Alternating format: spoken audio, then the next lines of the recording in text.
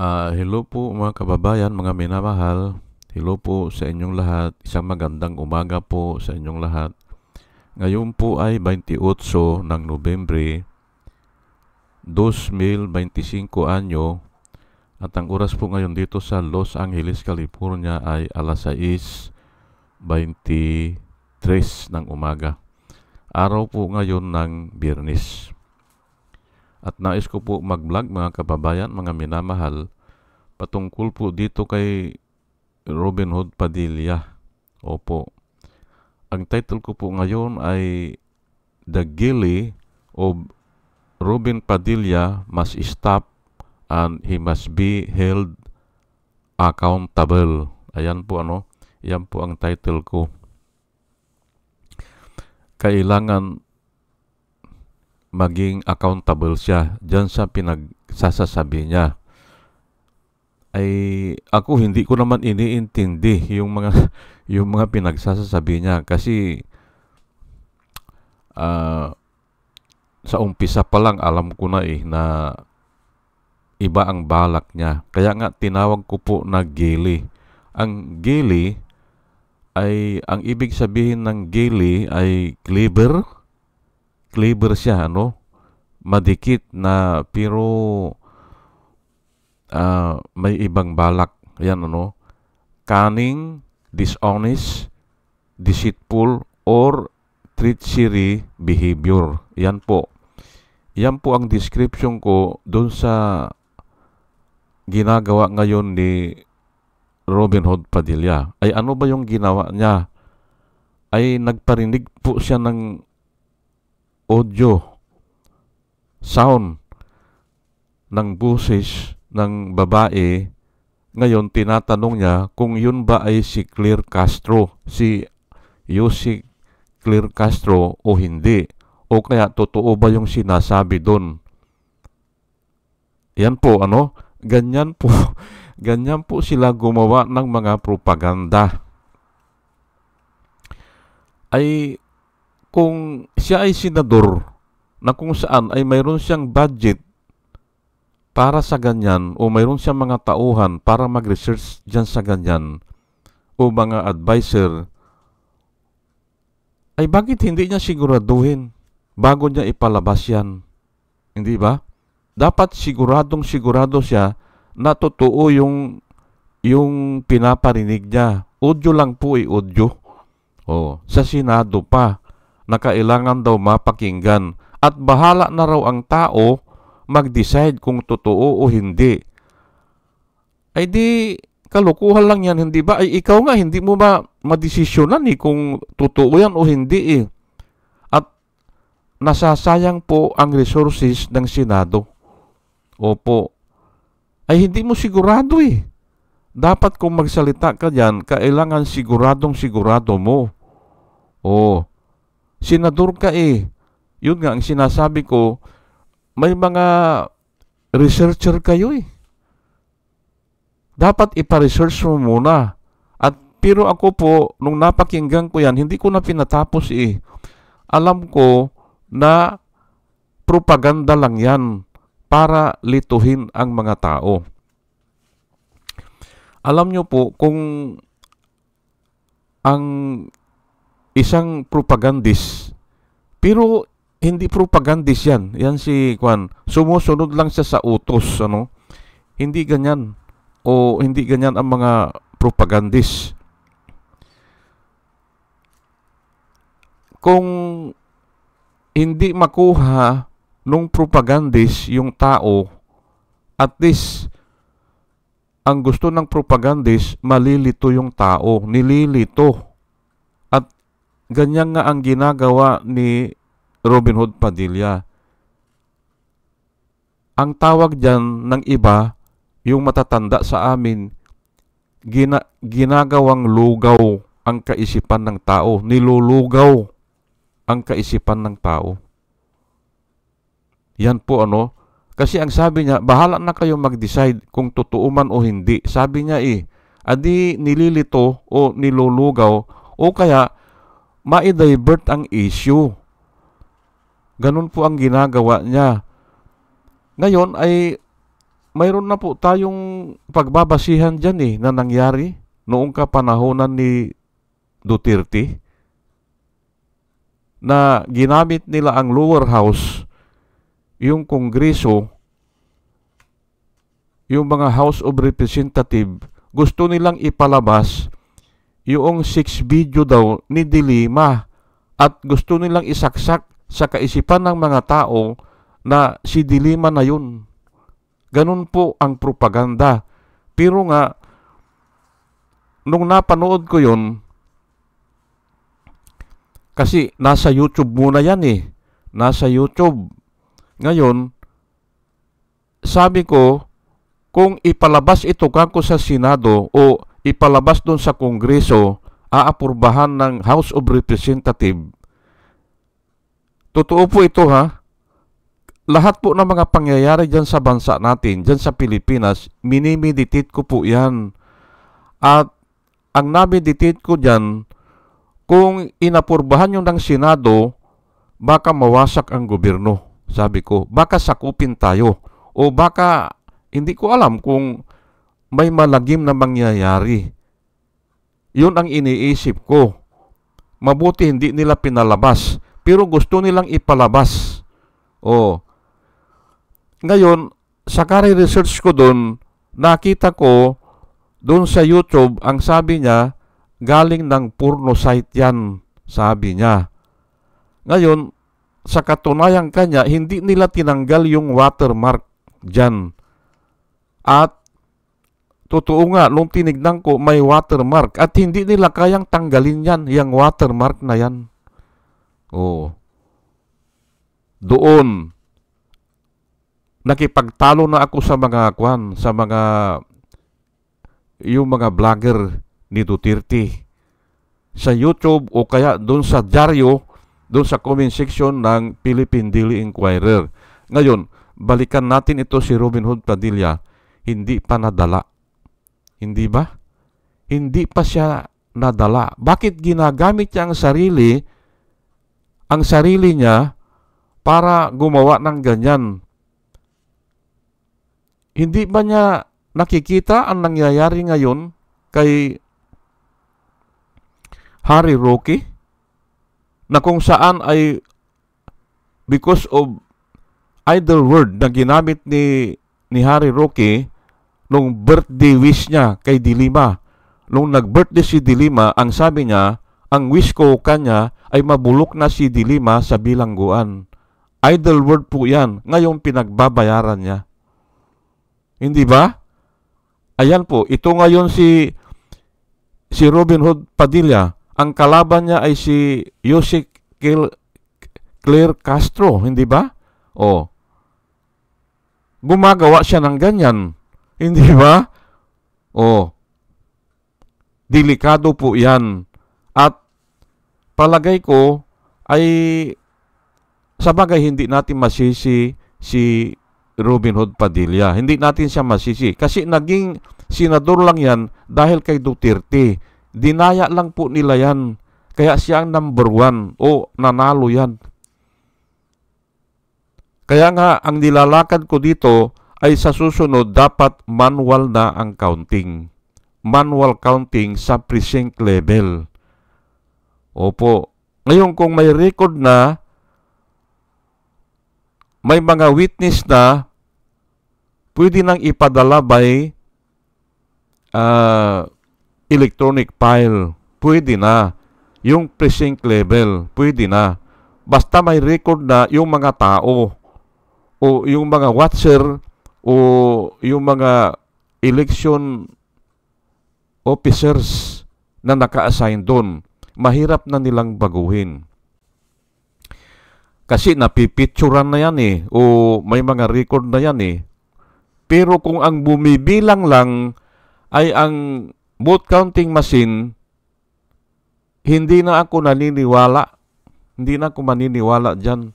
Kasi noon po nung kapanahonan, noong tinandaan ko si Nikki Cositing, si TC Orita, si Aquino Orita, at saka si Kit Tatad, Nagalit po ang mga tao sa kanila dahil doon sa impeachment trial ni Irap. Hindi ba? Sumayaw si Kwan eh. Nanalo sila eh. Not to open the second envelope. Nanalo sila. Sumayaw si Urita. Si Aquino Urita. Ito naman si Nikki Kusiting gumisi. At ito naman si Kitatad napakayabang. Let us divide the house. Ay kako walang kwenta yung pag-uusapan dyan. Hindi karapatan o wala sa authority ng Senado kung to open or not to open yung mga envelope o yung mga ebidensya na yan. Wala sa karapatan nila yan. Not to open, ang to open. Ang karapatan lang nila kako is to acquit or to convict. Hindi ba? Lumagpas sila, nakita ngayon ng mga tao yan, nagwilga na ang mga tao. At hindi na sila ibinuto yan kahit na umiiyak sila. Hindi na sila nanalo ng pagka-senador, hindi na rin sila nanalo ng pagka-congressman. Tinandaan ko po yan. Wala pang korupsyon doon ha. Doon lang sa action nila. Nagkaisa ang mga tao na huwag na silang iboto. Ngayon, noon po, manual counting. Manual counting noon eh. Pero ngayon, ay ang nagbibilang na po ay vote counting machine eh. Wala na akong tiwala dyan. Ngayon ito, sige, padaanin na natin. Nanalo ito si Robin Hood Padilla. Nanalo siya. Kaya ganyan ang ginagawa niya. Inuutusan yan ni Duterte. Inuutusan yan. Kasi nga, ang sabi niya kahit na sunugin ako, sabi niya, di ba? Kahit na sunugin ako, sabi niya mangangamoy Duterte pa rin daw ako. Yan ang sabi niya, hindi ba? Ayan na, gumagawa ng ganyan. Pero, ako, miniditate ko na rin ito. Malamang pagbabayaran niya ito. Opo. Kasi nga kung nakikinig kayo kay Claire Castro araw-araw, araw-araw po ako na nakikinig sa kanya. Alam ko yung boses niya, alam ko yung timing ng pagsasalita niya, at alam ko yung mga words na ginagamit niya. Hindi ugma Yun na lang sa words. Kasi yung AI, kayang gayahin yung timing ng pagsasalita mo Pati yung boses mo kayang gayahin po yan Pero yung words na ginagamit, hindi pwedeng gayahin yan. Katulad yan, kung hindi ka nagmumura, ay kung hindi ka gumagamit ng mga vulgar words, hindi ba? Mahalata yan. Kaya nahalata ko, peke. Ay lalo na yan, hindi naman pinapakita yung tao, hindi ba? Boses lang. Bakit pagsayangan ng panahon yan? Gumagamit ng kuryente dyan o mga aircon, mga resources dyan. Nagsasayang lang. Pero okay, hayaan na natin. Kasi ayaw ko nang i-discuss yun pero alam ko, peke o kaya hindi si Claire Castro yun. Kaya nga sabi niya, ay kayo na bahala magdesisyon, sabi niya para libre siya. Hindi ba? Pero naaabala yung tao o nalulugaw ang isipan ng mga tao. At yun ang purpose nila. Kaya nga ako nagbablog dito para ipakita na may purpose yan para lituhin lang. Lilituhin ang mga tao. Ngayon ay ito po ang isi-share ko sa inyo, itataas ko lang po, Psalms 32 verse 2.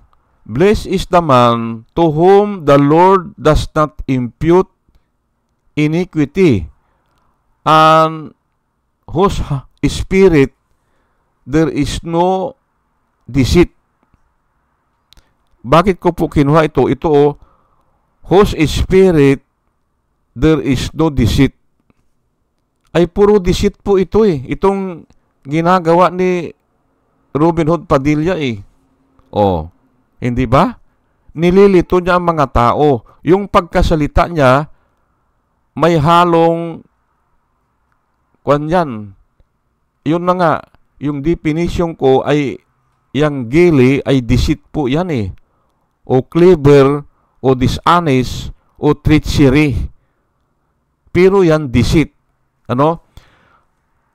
Blessed is the man, sabi dito, to whom God does not impute iniquity. Ang iniquity po ay kasalanan. Does not impute sin. Mahaba pong paliwanag ito, pero sige. Ang ibig sabihin dito ni King David, pinatawad na siya ng Panginoon. Does not impute sin. Pinatawad na siya. Nagsisi siya, pinatawad na siya. Blessed is that man. Ano? Yun ang ibig sabihin yan. Kaya nga, hindi na counted as iniquity yung ginawa niya. Pronounced not guilty na siya. Ang ibig sabihin yan, blessed is the man to whom the Lord does not impute iniquity. Ayun po. Hindi na kinoconsider na iniquity pa yung ginawa niya o kasalanan yung ginawa niya. Pinatawad na siya. Ngayon, itong pangalawa, ang talagang gusto kong ipahatid sa inyo, and in whose spirit there is no deceit. Kailangan tayo po ay malinis. Kung magsalita po tayo, dapat yun ang talagang gusto nating sabihin. Walang deceit. Ayan po, ano? Okay. 1 Peter 3:10. For he who would love life and see good days, let him refrain his tongue from evil. Ayan po. Yang ginagawa ni Robin Hood Padilla, evil po yan. Kasi nilulugaw niya ang kaisipan ng tao. Gusto niyang magkaroon ng idea na lilituhin niya ang mga tao. Ayan po. Bakit sasabihin niya na hindi rin niya alam kung si Claire Castro yun? O hindi niya alam kung talagang sinabi yun ni Claire Castro? Hindi ba? Nililito lang niya po ang mga tao. Ngayon, ang sinasabi po dito ng Biblia, kung mahal mo ang buhay mo at saka gusto mong magkaroon ka ng good life o good days, refrain. Iwasan mo ang magsalita ng evil. Yan po nakasulat yan. And his lips from speaking deceits. Ayan po. Iwasan mo yung pagsalita ng mga deceitful words. Ayan po ang nakasulat yan. Kung gusto mong magkaroon ng good days. Tignan po natin, mabuti nga at daan dyan si Harry Roque, hindi ba? Pero marami sila yan. Marami sila.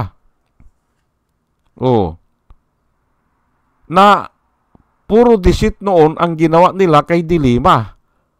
Puro deceit.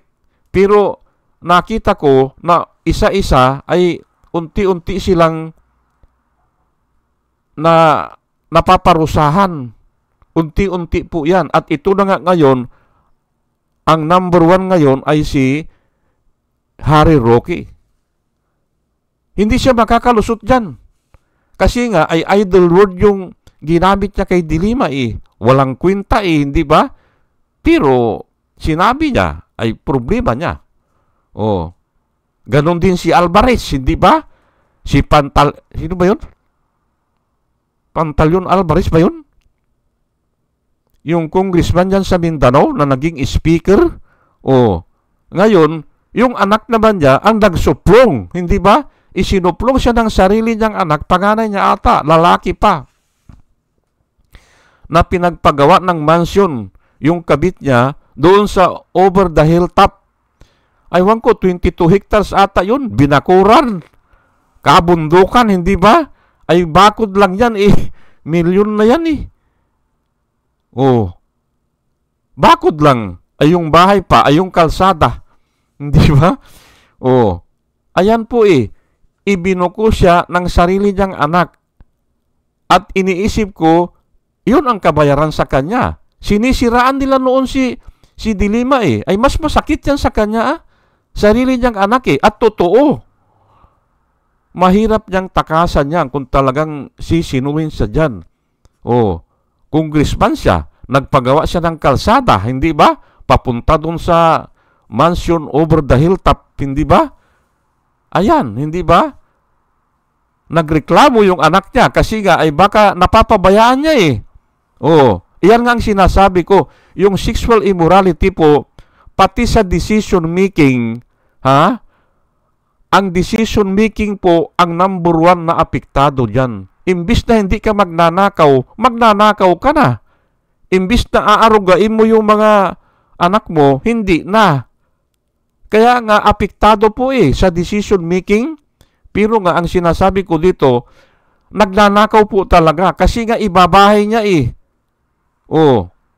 ibabahay niya. Hindi natin alam kung yung kabit niya naku po, ay ganyan po ang nangyayari yan, hindi ba?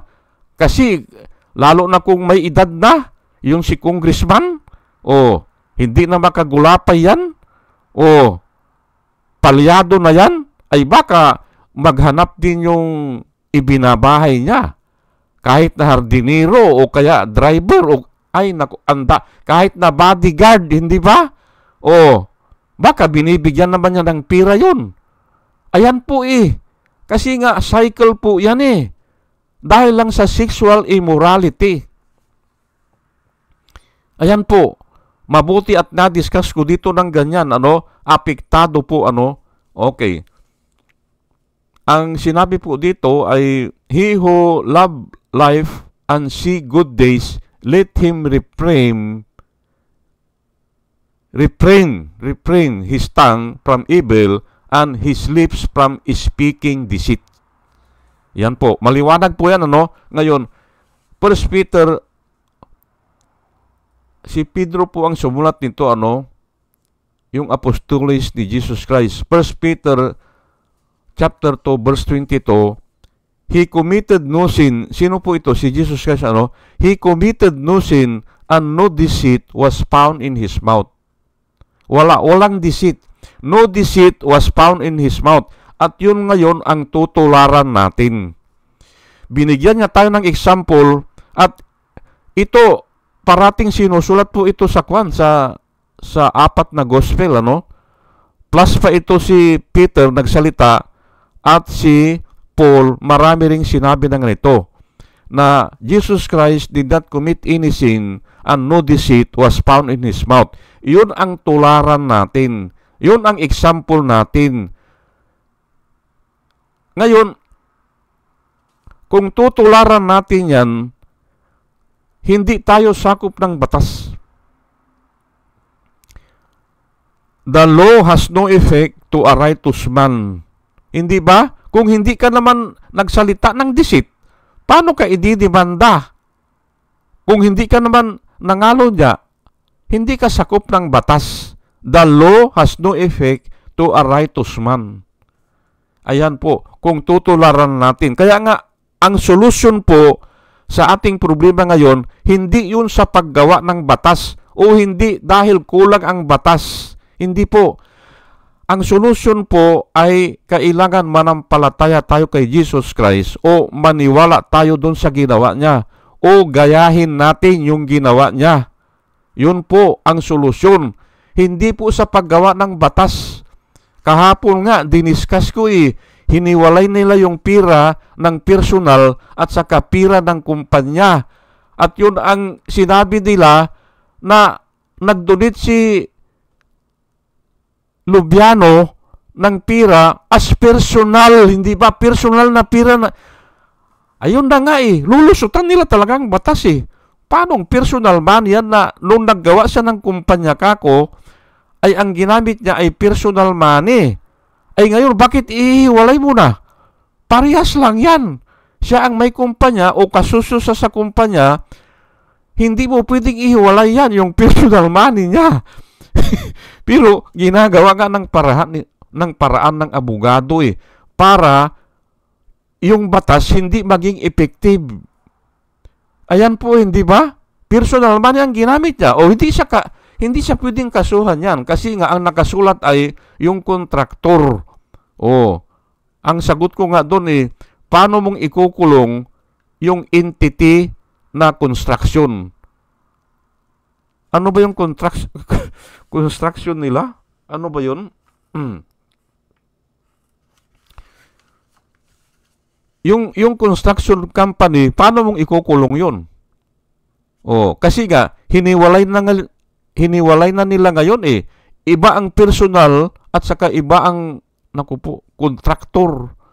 Sige nga, ibilanggo nyo nga yung construction company. Ang may pananagutan po ay yung tao. Yun ang pwedeng ibilanggo O yun ang mananagot, yung tao. Yun. Kung umakto siya as a personal capacity niya o manager siya, parehas lang yan. Isang tao lang yan. Nung nagkasala si Eva at Adan, hindi naman nagkasala yung anak hindi ba?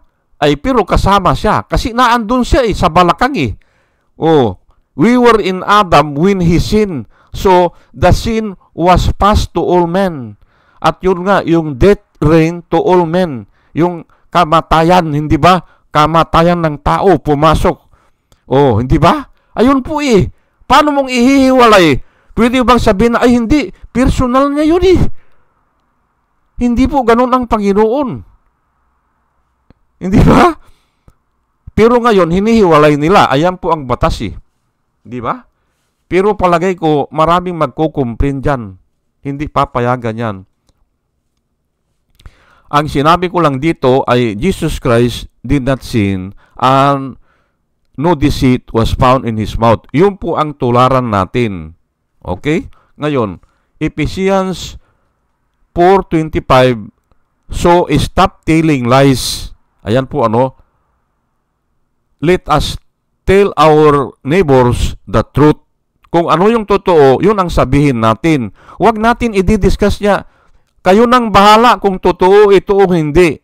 Kaya nga mali na mali ang ginagawa dyan sa Senado Dapat pag-aralan yan. Walang ganyan. Hindi ba? Na lilituhin lang ang mga tao. Speak the truth. Hindi ba? For we are all parts of the same body. Pari-parehas tayong tao. Hindi ba? Na kung yung Senado ay nagagamit sa ganyan, just remember yung lower house, ang sinabi ko noon, sinabi ko sa dyaryo doon sa comment section sa dyaryo, pagpapayagan ka ko yan, baka mawasak o wawasakin ng Panginoon ang gobyerno natin. Magpapalabas ka ng yung porno material sa Kongreso, tumatawa pa sila nila Pariñas. Si Umali, ay namatay na yung si Umali, na COVID ata o na heart attack. At ito ngayon si Alvarez, ayun, yung anak niya ngayon. Yun ang tumatayong testigo, hindi ba? Ayan po hindi ba? Sige po at hanggang dito na lang po at dalayan ko po sa Panginoon sa ating pakikinig po ay may nakukuha tayong aral na nanggagaling sa Panginoon. At muli mga kababayan, mga minamahal, isang magandang umaga po sa inyong lahat at salamat po sa inyong pakikinig. Salamat po ng marami. Salamat po.